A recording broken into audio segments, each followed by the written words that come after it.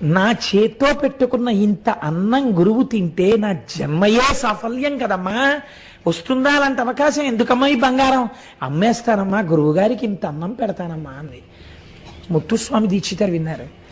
మనం అన్నం పెట్టి పోషించవలసిన పిల్లల దగ్గర బంగారం పుచ్చుకుంటావా?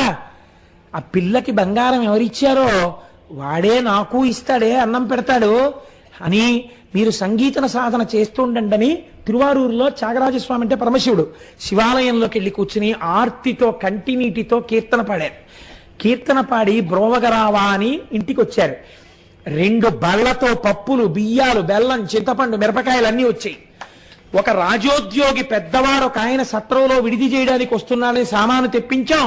ఆయన రావట్లేదట పరివారంతో.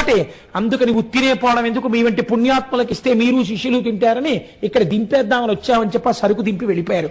ఈశ్వరా నీ కృప అన్నారు.